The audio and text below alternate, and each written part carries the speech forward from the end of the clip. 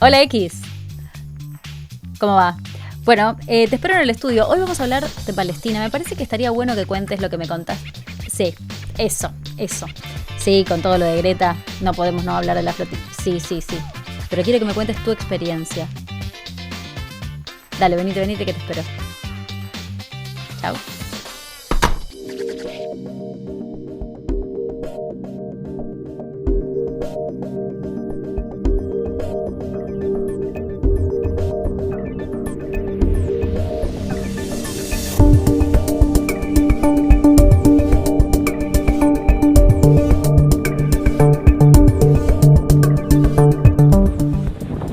El barco sueco Marian de la tercera flotilla de la Libertad ha sido interceptado por la Marina israelí a 150 millas náuticas de las costas de Gaza.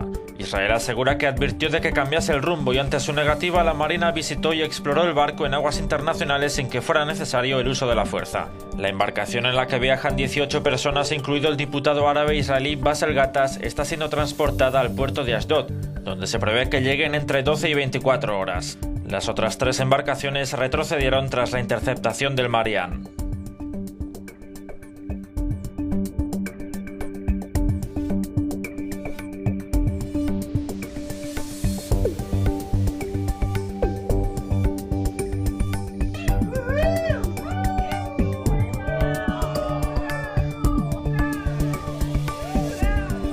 Jag var jävligt sjöfull. Fy fan, en dag vill jag hoppa i havet, jag lovar.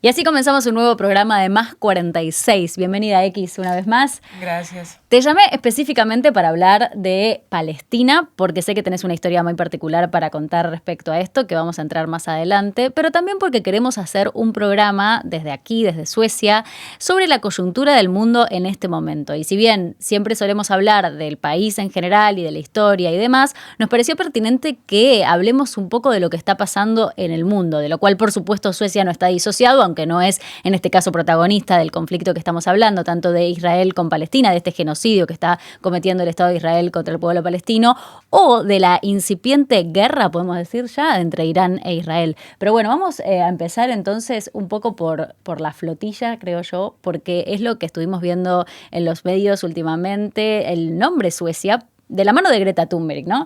O Greta Thunberg, como le dicen los medios en inglés, que ya sé que es incorrecto decirlo así, pero me refiero a una activista sueca que ha sido famosa últimamente, bueno, los últimos años por su activismo por la ecología, por el planeta y demás, pero que en el último tiempo tomó más relevancia la cuestión palestina en su militancia y estuvo junto a otros 12 activistas en este barco que fue interceptado por el gobierno de Israel y que no permitió llevar ayuda humanitaria a Gaza.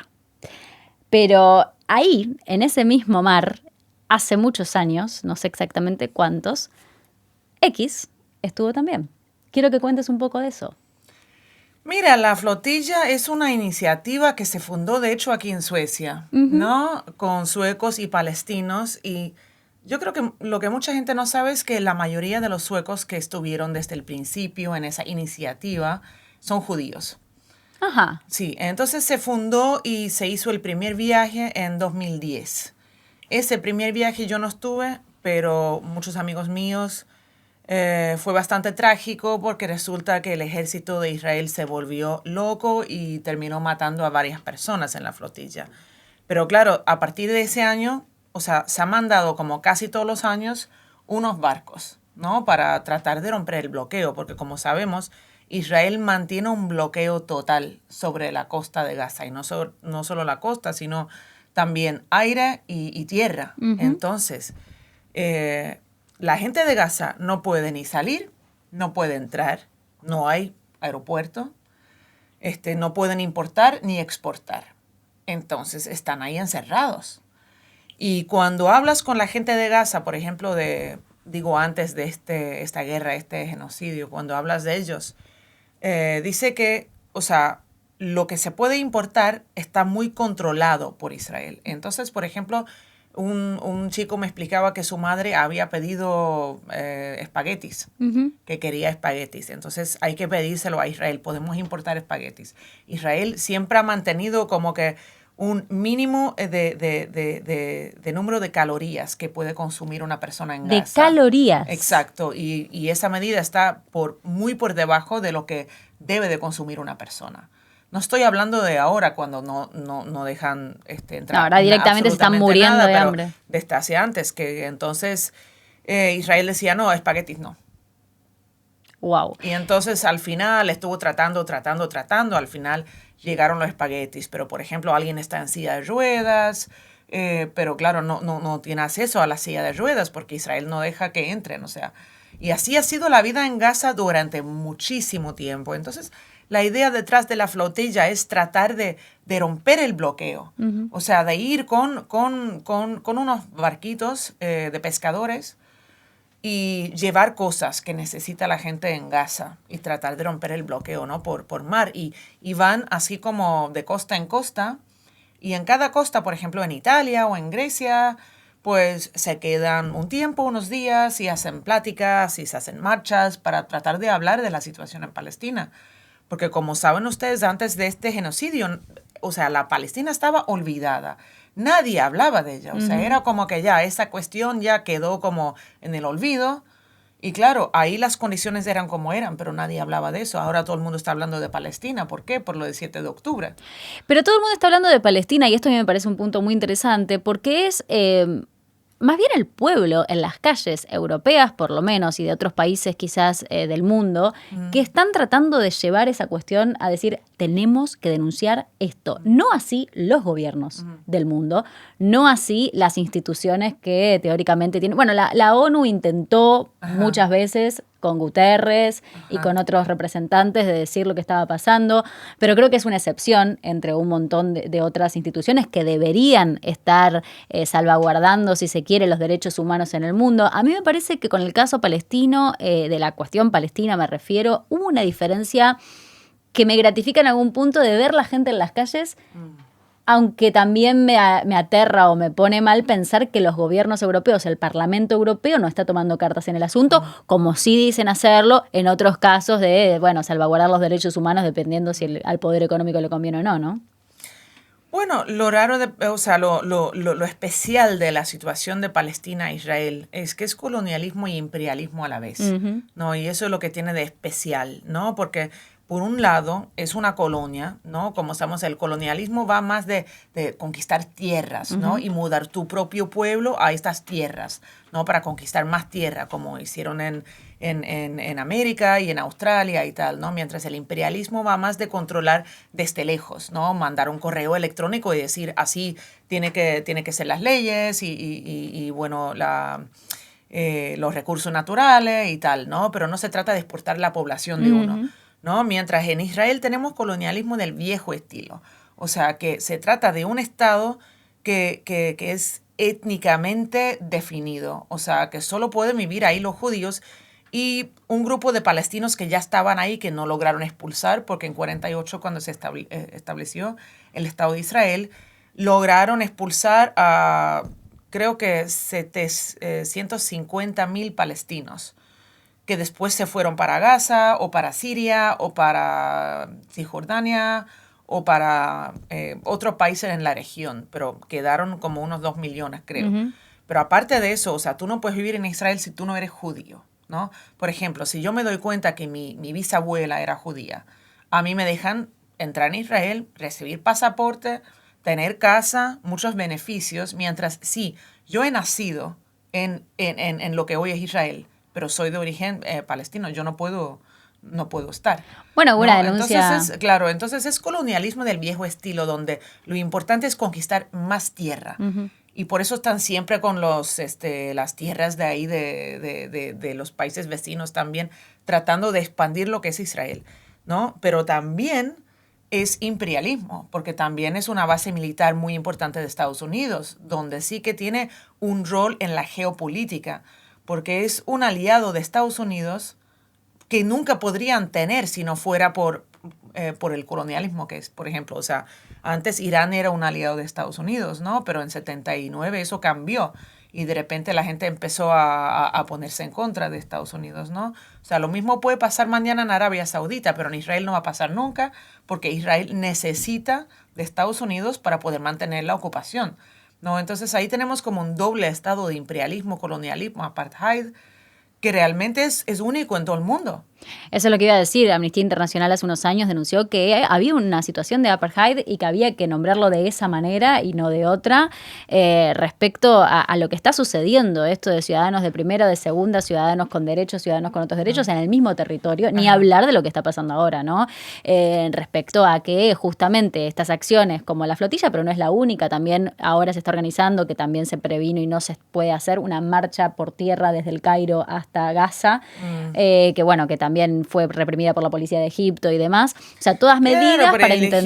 Egipto es cómplice también, Sí. ¿no? O sea, obedecen todo lo que dice Estados Unidos y, bueno, Israel también. Entonces, esa frontera, por ejemplo, y eso no lo sabe mucha gente, esa frontera entre Gaza y Egipto, ¿no? Egipto mantiene esa frontera cerrada, pero por órdenes de Israel. O sea, y hasta antes del genocidio, o sea, Israel decidía cuándo se iba a abrir esa frontera, quién podía entrar y no, y mantenía el derecho exclusivo de controlar a toda la gente que pasaba, ¿no? Y por eso yo, me pregunto cuando oigo a la gente decir que Israel es una democracia, porque supongo que lo has oído también, Sí, ¿no? Es que- la única democracia del Medio Oriente, pero para decir que Israel es una democracia hay que reconocer que Palestina es otro país, porque si Palestina es parte de lo que es Israel, los palestinos no tienen derecho de votar.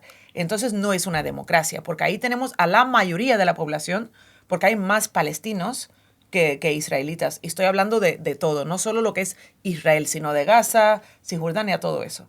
Entonces esa gente no puede votar en Israel. O sea, en cantidad, en el territorio, si tomamos un territorio total, hay más palestinos Hay que... más palestinos. Entonces, la violencia es la única forma, digamos, de imponer ese poder político y no otro.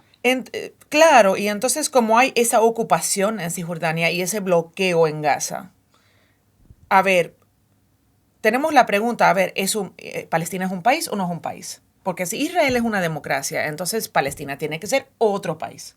Y si Palestina es otro país que no se incluye en lo que es Israel, entonces los palestinos tendrían que tener derecho a tener su propio ejército, su propia moneda, lo que no tienen, porque ¿qué moneda se usa en Palestina? Pues el shekel, que es la moneda de ahí de Israel, sus propias fronteras, sus propios gobiernos, o sea que con el derecho de obviamente importar, exportar aeropuertos. En Gaza hubo un aeropuerto, Israel lo bombardeó y bueno, ya no hay manera de salir por aire. Entonces, si supongamos que Palestina no es un país, ¿vale? Entonces, ¿por qué los que viven ahí no pueden votar en Israel? Entonces, para mí, o sea, es una cosa o la otra. No se puede decir las dos cosas. A ver, retomemos un poco, es muy interesante lo que estás diciendo, no lo había pensado nunca de esa manera como argumento para poder discutir con otros de cómo Ya, porque si yo nomenclar hablo, esto. por ejemplo, con alguien de inclinación sionista, por ejemplo, que dice que no, Israel es la única democracia del Medio Oriente y es, como que la luz de la civilización y todos esos argumentos que, claro, que recuerdan al colonialismo, ¿no? Y esa persona normalmente dice que, bueno, los palestinos no tendrían que poder votar ahí. Pero claro, si yo les pregunto, entonces Palestina es otro país, pues déjalos en paz. Porque te Claro. metes ahí todo el tiempo, pues déjalos. O sea, tienen que asumir el colonialismo entonces. Y ellos Ya, creen que es una democracia. claro. Entonces dicen, no, hay esa ocupación, pero porque los árabes son tan malos. Y claro, los árabes no sé qué, no sé cuánto, el Islam. Pero eso no tiene nada que ver, porque si es una democracia, todo el mundo, si eres terrorista, si eres árabe, si eres musulmán, eso no importa.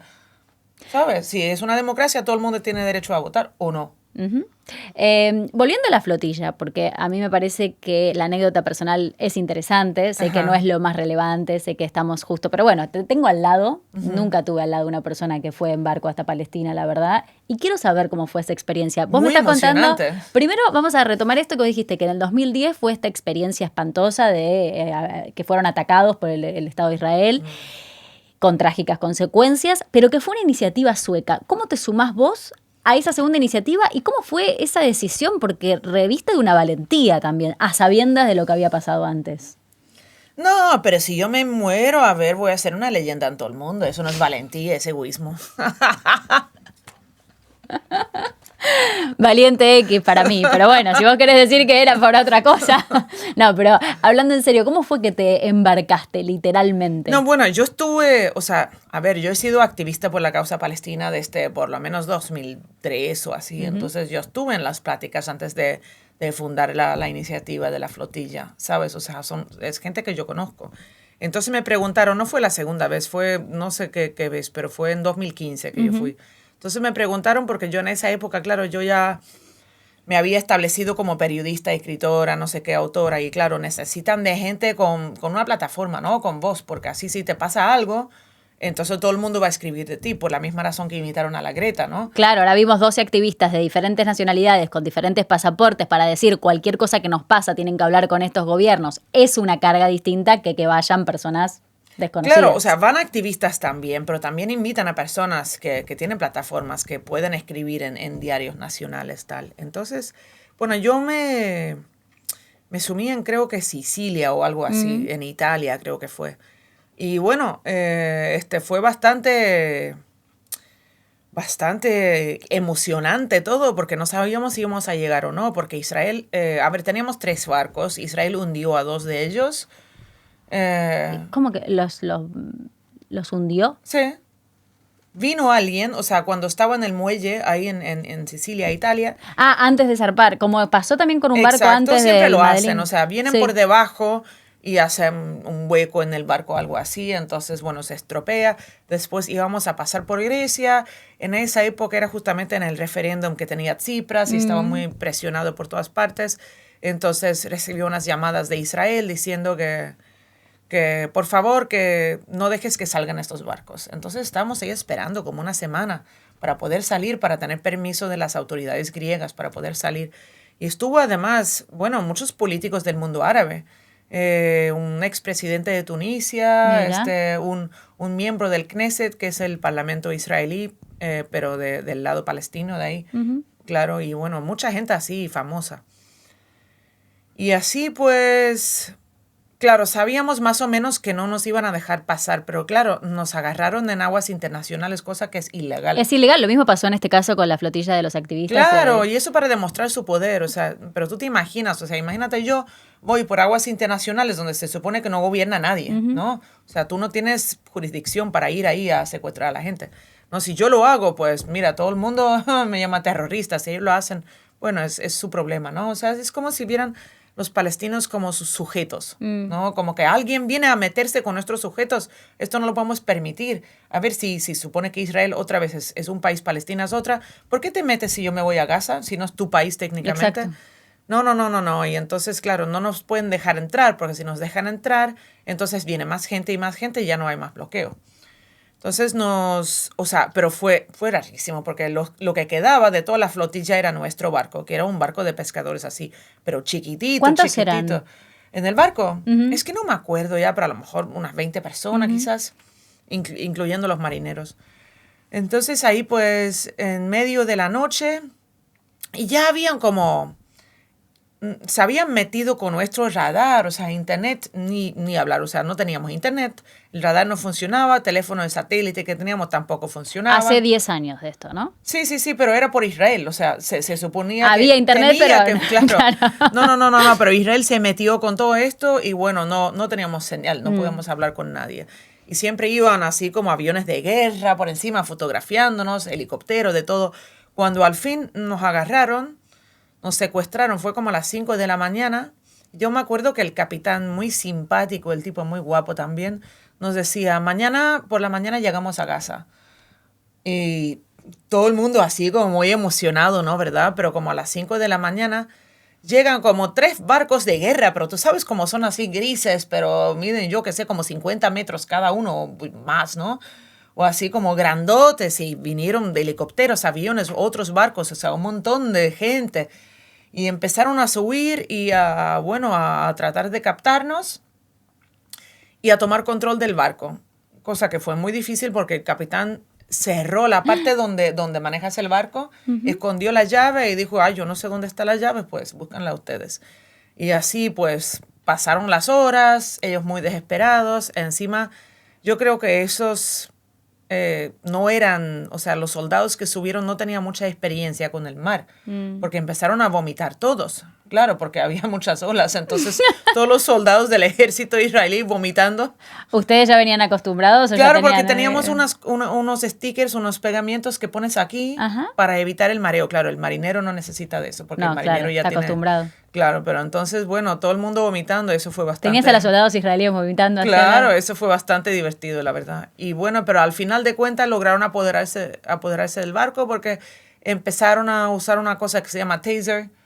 Y eso duele mucho, es como una que pistola eléctrica. Exacto, una pistola eléctrica contra el capitán y los otros. Si quieres ponemos el clip después, porque hay como el clip donde alguien logró filmarlo y tal.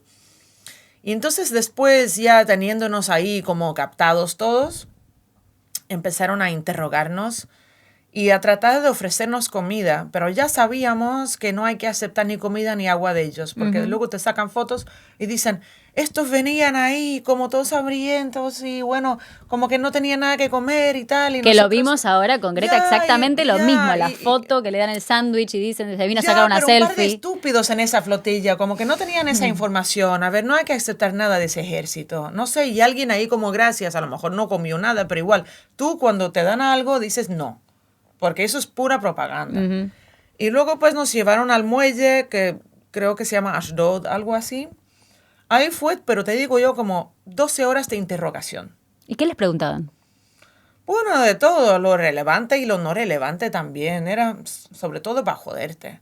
O sea, primero te llevaron a un lugar para como que quitarte la ropa y ver si no tenías nada. A ver, ellos saben que no llevamos nada. No, solo para humillar y para poder... Ya, sí. para joderte, para que luego cuentes que el ejército de Israel es terrible, ¿sabes? Pero yo no voy a contar eso porque son unos mediocres. Se creen muy inteligentes, muy listos, como que, sabían todo de mí. Vale, pero sabían lo que estaba en Google, ¿sabes? Y ellos, claro, o sea, te asignan a uno que sí que ha leído un poco sobre uno y dice, tú has escrito sobre Grecia y tal, tú has escrito un libro sobre Grecia. Y yo, sí, claro. Y yo, ¿y qué opinas del libro? Y él, el libro no es muy bueno. Y yo, a ver, tú hablas sueco porque el libro hasta ahora solo ha salido en sueco. A ver, y el tipo, no, he leído un resumen por internet en inglés. Y yo, a ver, hoy sabía que estaba mintiendo porque no existía tal resumen. Y el tipo me decía, tú que eres muy feminista, ¿por qué no te vas a Irán y a Siria y luchar por las mujeres o mutilación? Y yo, es que estoy luchando por eso también, pero esto no tiene nada que ver con esto. Y bueno, como que decían, terminó la interrogación, pues, y bueno, ya te puedes ir. Entonces tú pensabas que ya me voy. No, y luego pues dicen, no, solo una cosa, y te ponen en otra mesa. O sea, había una sala grandote, como una cancha de fútbol, con, como 300 mesitas. Y en cada mesita había como 2 policías o bueno, yo qué sé, del ejército, a lo mejor de interrogación. Y entonces te llevaban de mesa en mesa, así como 12 horas. Así como diciéndote cada vez ahora te vas y no, sabes que una cosa más. Y trataban de joderte, ¿sabes? Para humillarte, cosas así. Y después los tuvieron detenidos un tiempo. No, después, secuestrados, digo yo, porque detenidos, para detenerte hay que haber una acusación formal, ¿no? Claro. O sea, como hemos, no sé, cometido algún crimen, pero como que no existe un crimen como navegar por aguas internacionales. Entonces, claro, nos llevaron en un coche blindado, no sabíamos a dónde. Y claro, había yo y otra mujer. Los otros eran hombres. Entonces, con ella nos llevaron a una cárcel, a una celda ahí de mujeres, a nosotras dos. Ella es rusa, muy dura además. Porque claro, después de estas 12 horas de interrogación y todo el mundo, así como los periodistas de Australia y de los políticos de España y todo el mundo, fue terrible. Y ella como que ¿y cómo te fue ella? No, muy interesante. O sea, durísima la muchacha. Ella tenía espalda. No, ella después en la celda me decía, no, o sea, todo el mundo en Rusia sabe que para ser alguien tienes que pasar hambre y pasar un tiempo en la cárcel. Y bueno, ya estoy pasando tiempo en la cárcel, así que me falta pasar hambre. Porque claro, todos los filósofos rusos y los escritores y yo qué sé. Entonces, bueno, nos tuvieron ahí como una semana. Una semana bastante. Sí, porque es aburrido. Porque claro, no hay libros, no hay internet, no hay nada. O sea, estás ahí como Creo que nos dejaban salir como media hora por día. ¿Y cuál era la repercusión en los medios en ese momento, hace 10 años, mientras había una sueca, en este caso, una rusa y diferentes nacionalidades secuestrados por Israel, en cárceles en Israel? ¿Cuál era la repercusión? Porque a mí me interesa, también podemos jugar un poco con esto de comparar cómo es hoy con el mundo de las redes sociales. Yo creo que las redes sociales son un apoyo extra que la ciudadanía de a pie no tenía en ese momento. No sé cuánto es de relevante para la causa palestina y cuánto es una ilusión de relevancia, ¿no? Cuánto es que, bueno, creemos que ahora que todos podemos estar diciendo cosas, puede haber más influencia en los gobiernos, por ejemplo, europeos, para poder mover alguna ficha y que se ayude a los palestinos. O no, quizás es simplemente una ilusión. Por eso te pregunto, ¿cuál fue la repercusión en los medios suecos o en los medios europeos de esta situación que vos estabas viviendo ahí? Bueno, es que no lo sé exactamente porque, claro, yo ahí no tenía acceso a los medios. Pero bueno, sí que estábamos bastante decepcionados en aquel tiempo con el gobierno sueco porque el barco en que íbamos tenía la bandera sueca. Entonces Suecia es responsable jurídicamente y tiene que exigir a Israel que nos suelten. Y además Israel secuestró al mismísimo barco con las cosas adentro. Y bueno, eso es robo. Sí. Este barco nos pertenece. Y entonces las cosas en el barco y el barco mismo, que era un regalo a los pescadores de Gaza, que no pueden ni pescar en sus propias aguas. Porque Israel viene ahí y los mata o los amenaza y tal. Entonces el pescado y todas las otras casas como el gas natural y todo lo que hay es que como que no les pertenece a los palestinos, ¿no? Interesante porque son eso como indígenas ahí, ¿sabes? No tienen ningún derecho. Y claro, a ver, Estados Unidos los dejó votar en 2005, creo que 2005-2006, para como mantener esa ilusión de que también hay democracia y tal. Y como votaron al partido de Hamas, Hillary Clinton dijo, eso fue un error, no sé cómo lo dejamos votar, ese error no volverá a suceder. Y no ha vuelto a suceder, ¿no? Es como Estados Unidos siempre dice que quieren imponer democracia en todo el mundo. La de ellos.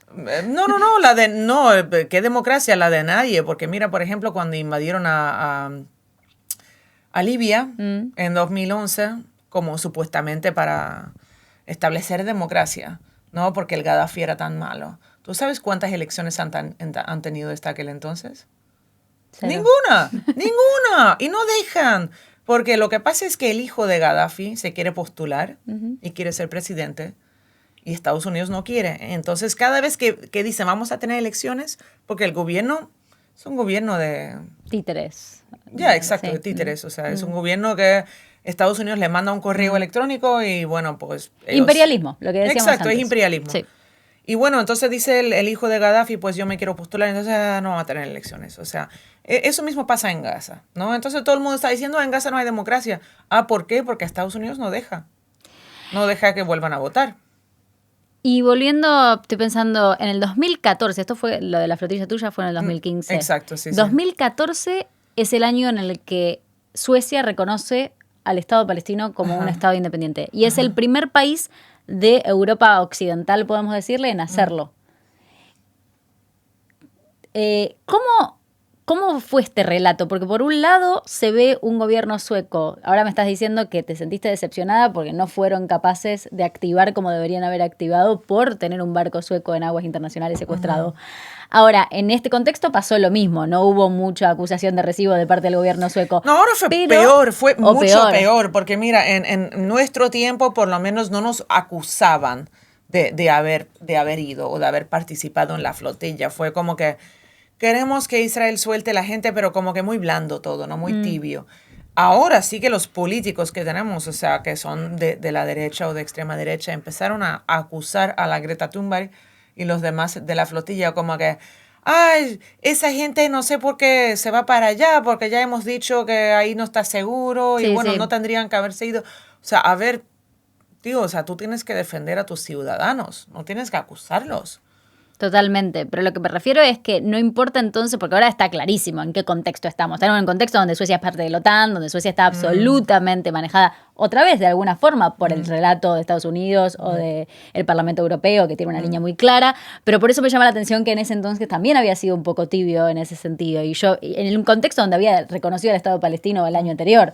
Entonces me pregunto si eso tiene que ver con alguna otra cosa. ¿Hay alguna otra entramado de poder acá que no vemos en Suecia que va más allá de los gobiernos que están de turno en relación a defender el Estado de Israel o no? No, o sea, no creo en ese mito del lobby sionista que por detrás lo gobierna todo, ¿no? Yo creo que eso es una teoría de conspiración débil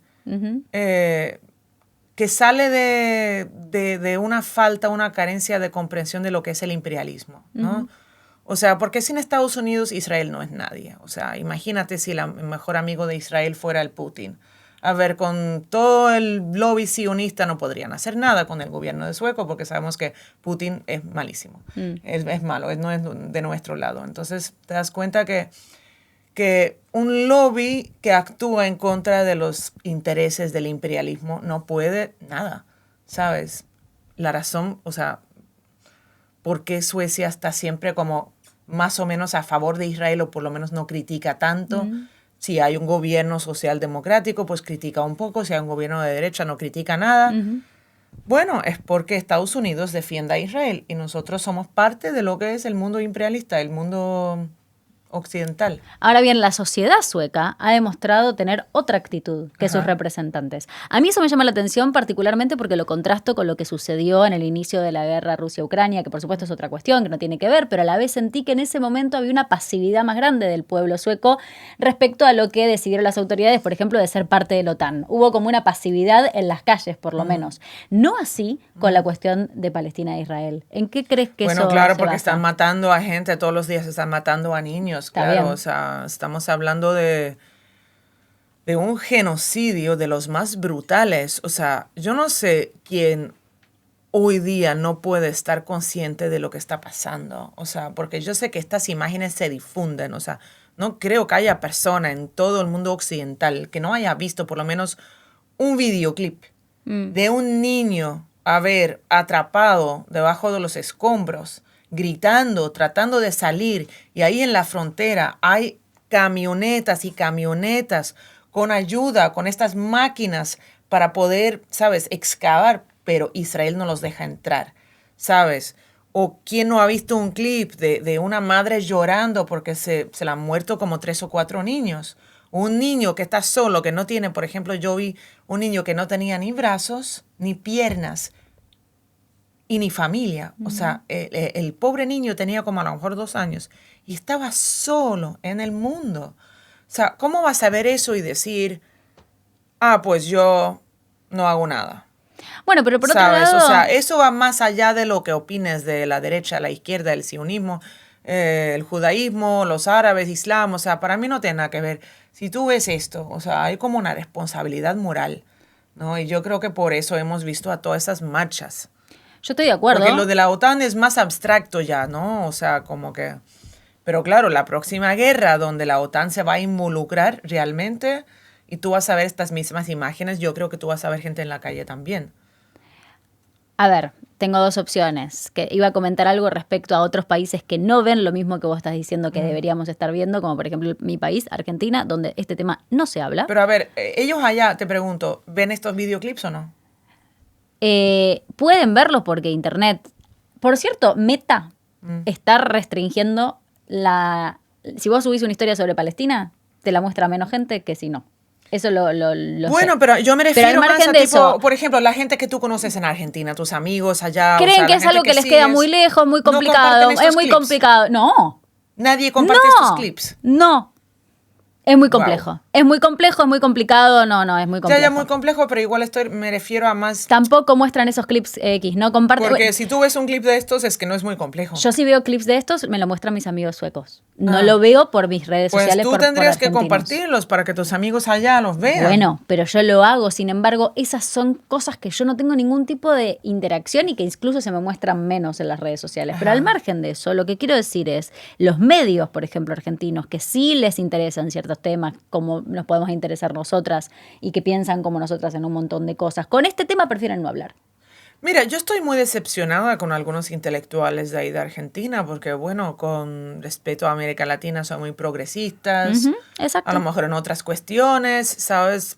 Son valientes, no tienen miedo de hablar de cosas, ¿sabes? Complejas. Pero tú ves, o sea, como que 2 años de genocidio y no dicen ni pío, o sea... No. Es ¿Qué por pasa? eso que te estoy diciendo que lo ¿Qué que les vos ves pasa? como Un clip, obvio... por favor. O sea, a ver, que lo que vos ves como obvio, a mí me parece todavía, o sea, a mí me parece más admirable de la sociedad, no sueca solamente, digo, en todos los países donde la gente se moviliza y, como decís vos, se sensibiliza por algo que no tiene nada que ver con nada de, o sea, por supuesto tiene que ver con toda la geopolítica, pero que es la sensibilidad lo que te tendría que mover a decir, esto no puede estar pasando. Pero supongo que sí, ahí tienes la respuesta. Si la gente allí no comparte los clips, la gente no sabe lo que está pasando. No, porque creen que, bueno, Piensa que sí, es una mentira, no guerra sé o qué. algo así. Lo que sí se han compartido mucho fueron, por supuesto, los clips del ataque de Hamas. Entonces, esa es la idea que se quedó, nada más, ¿no? Como que, bueno, Israel se está defendiendo. Esa es la idea que hay en Argentina. Vale, hay que hacer, un ataque de propaganda ahí en Argentina para que todos los argentinos vean estos clips. Va a estar de difícil Gaza. porque quienes manejan un montón de cosas no quieren que hagan eso. Yo creo que hay periodistas que no que piensan como nosotras y tienen miedo por sus lugares de trabajo. A ver, pero oficialmente ya Israel ha matado como 60.000 palestinos en Gaza. 65.000 según Vale. un estudio de Lancet. Inoficialmente serán como 200.000 personas o 300.000 personas. Es una locura. Porque claro, hay que saber que, por ejemplo, para que alguien se declare como muerto, tú tienes que llevar sus papeles a las autoridades de ahí de Gaza, encontrarlos, a ver que te Sí, firmen. certificado de defunción. Exacto, y tal. Y bueno, eso es muy complicado Y bajo sí. las circunstancias, que casi nada funciona como tendría que funcionar. Entonces, el Lancet hizo el año pasado, en la revista científica de ahí de Inglaterra, de Gran Bretaña, hizo como un estudio, una estimación de, contando a la gente que ha muerto de hambre, que está bajo los escombros, la gente que está desaparecida, y bueno, y entonces llegaron como que al número de 200.000 personas. Sí, un 40% más de lo que contabilizan las fuentes oficiales. Es terrible, es realmente terrible. A mí me angustia O sea, muchísimo. 10% de la población, y hoy es aún más, porque ayer mataron a 100 personas, por ejemplo. Entonces, yo no sé, o sea, eso es, o sea, qué hipocresía, ¿no? ¿Quién se preocupa por, porque resulta que de 7 de octubre, la mitad de los que murieron ese día eran soldados. Entonces, quedan los civiles, que eran 695 personas. ¿Y siguen hablando de eso mientras estamos hablando de 200.000 personas? Eso no puede ser otra cosa que racismo. Lo es. Ahora bien, en el contexto en el que estamos, que es una incipiente guerra entre Irán e Israel, con la posible intervención de Estados Unidos, la cosa va escalando cada vez más, y el conflicto de Palestina, lo que está pasando en Palestina, el genocidio de Palestina, se va minimizando cada vez más en la agenda política y pública. ¿Qué te parece que va a pasar en ese sentido? Si se va a incrementar la matanza porque hay una especie de distracción en el momento, o si es la oportunidad también de activar, desde, no sé si desde Irán, pero desde ese lado, como un reclamo hacia lo que está pasando con Palestina. Mira, yo creo que Estados Unidos tiene su gran plan, no solamente por Europa, lo de Ucrania, que querían, tomar control de Ucrania, ¿sabes? Meter a Ucrania en la Unión Europea y la OTAN y tal. Parece que están fracasando, eso no les ha funcionado bien. Ahora están tratando con el Medio Oriente, que ya tomaron a Siria, y ahora van a por Irán. Porque, claro, quieren quitar todo lo que, ¿sabes? Que puede destruir su hegemonía mundial, ¿no? Y bueno, si logran esto, si logran tomar Irán, Yemen, claro, sería más fácil porque Yemen es un país que no tiene lo que tiene Irán. O sea, Irán es un país poderoso, Irán es un país bien armado, Irán es un país, ¿sabes?, que tiene mucha gente inteligente, ¿sabes? Y el liderazgo también. Irán es un país cauteloso. Irán no ha comenzado una guerra desde el año 1770 y pico. Entonces Irán, claro, está en un dilema porque se tiene que defender, porque si Israel los ataca y no hacen nada, entonces muestran de que, vale, ustedes hacen lo que quieren con nosotros y no vamos a hacer nada. Pues eso no lo pueden hacer, pero tampoco pueden, como sabes, aplastar a Israel, como está la gente diciendo. ¿Por qué no aplastan a Israel? Vale, porque si aplastan a Israel, viene el mismísimo Estados Unidos, sí, claro, se mete y aplasta a Irán y ya no hay más Irán, ¿sabes? Claro, y entonces, bueno, si toman control de Irán y ya tienen control de Siria, entonces ya pueden empezar con su proyecto del nuevo Medio Oriente, donde la mitad del Medio Oriente será Israel y la otra mitad serán regímenes árabes como Arabia Saudita, que son lacayos de Estados Unidos. Y después van a ir a por China y tratar de convertir a China a como 50 estados pequeñitos, más fáciles de controlar. Y sobre todo fomentar la guerra entre ellos. Lo que están haciendo en el Medio Oriente desde hace mucho tiempo es fomentar el conflicto entre dos sectas del Islam, Sunni y Shia. Entonces están tratando de fomentar la guerra entre ellos dos, ¿no? Por ejemplo, Irán y Arabia Saudita, ¿no? Ahora yo creo que después de los acuerdos que hizo China entre Irán y Arabia Saudita, ha habido un cambio, porque antes estaban como que muy en contra, y ahora con lo de Irán, los ataques a Irán, Arabia Saudita dijo, esto es intolerable, eso no puede ser, estos son nuestros hermanos, y eso antes no pasaba. Gracias a China. Gracias a China, ¿sabes? Sí, totalmente. Ese es interesante también, el rol que va a cumplir en esta disputa geopolítica China, que es en realidad el enemigo real de Estados Unidos, ¿no? En la hegemonía que le intentan disputar. Pero volviendo a Suecia, porque yo me olvido, podría estar años hablando de geopolítica sin tocar Suecia, y es lo que tratamos a veces de hacer acá. Me parece que es interesante porque no deja de ser un actor muy menor, pero está involucrado en la Unión Europea, que es una parte importante del mundo todavía, pero que actúa como si no lo fuera, actúa como un satélite absoluto de Estados Unidos. En ese sentido, la OTAN, ahora que también Suecia forma parte de la OTAN, en un conflicto geopolítico de esta escala, tiene un rol importante, y Suecia por primera vez en muchos años va a tener otro tipo de relación con esto. ¿Cómo crees que se va a dar y cómo crees que va a reaccionar la sociedad? Porque también lo que estuvimos viendo en las últimas marchas que hay acá por Palestina es que el nombre del primer ministro sueco, de Ulf Kristersson, suena como el principal objetivo de crítica en esas marchas por Palestina. Quiero decir, hay una relación muy directa respecto a la movilización popular para accionar en contra del ministro y el accionar del primer ministro sueco en relación a la compra de armas para armar el ejército, etcétera. Por lo tanto, en definitiva, y también por no bloquear a Israel. Eso, pienso en Suecia y esta situación. ¿Cómo podríamos analizar esas dos cosas? Bueno, yo creo que Europa, no sé lo que quiere, no sé si hay liderazgo en Europa últimamente, ¿sabes? O sea, a mí no me gustaba ni Merkel ni Thatcher, pero por lo menos eran líderes, ¿no? Hoy no tenemos líderes, ¿no? Tenemos figuras así como con minúscula. Como decíamos en algún programa, ninguno y no de digo estos del líderes... tamaño físico de Ulf Kristersson. Que bueno, está bien. Porque es un enano. Pero decíamos una vez en otro programa que ninguna de las personas que hoy está en Europa como líderes europeos va a tener una calle con su nombre, probablemente porque no han hecho lo suficiente como para... No han hecho nada. No. Es que, a ver, no tienen valentía, no tienen inteligencia, no tienen nada. De Europa, yo qué sé, podría jugar un rol. Ahora no sabe lo que quiere. Ahora apostaron por la guerra en Ucrania porque Estados Unidos les dijo en 2022, hay que ir a por Ucrania, hay que mandarles armas, hay que apoyarlos así como incondicionalmente. Y toda Europa como, sí. Porque Putin va a invadir Europa, si no. Ya, es que decían que Putin iba a venir aquí.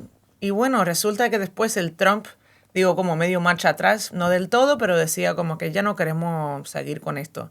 Y Europa como que no, a ver, vamos a seguir a solas nosotros. Y ahora Suecia está mandando a gente, soldados, a estar como ahí con la frontera con Polonia y no sé qué, a esperar a irse de puta, supongo, porque no hacen otra cosa. No tienen nada que hacer, pero como para amenazar. No sé, a mí me parece ridículo. Y cada vez se están recortando más, ¿sabes? El sector de salud, de educación. Tenemos un problema enorme aquí en Suecia con la criminalidad, el desempleo. El déficit de viviendas. Hay un montón de y a cosas. nadie le importa porque todo el dinero va, no todo el dinero obviamente, pero cada día como que proporcionalmente mandan más dinero a seguir con la guerra en Ucrania. Y eso es una constante en toda Europa y es lo que está poniendo en riesgo también, el bienestar, si se quiere, los estados de bienestar, lo que quedaban de los estados de bienestar europeos. Terrible la cosa. Yo no sé por qué nos metimos en esto. Bueno, terminamos así un programa de Más 46, terminamos un poco abajo, pero bueno, el mundo no está como para andar sonriendo. Sin embargo, acá tenemos ganas de pensar el mundo desde Suecia, desde donde estamos, pero no por eso queremos dejar de hablar de lo que está sucediendo geopolíticamente y eso es lo que intentamos hacer hoy. Así que muchísimas gracias, X. A ti. Y nos vemos la próxima.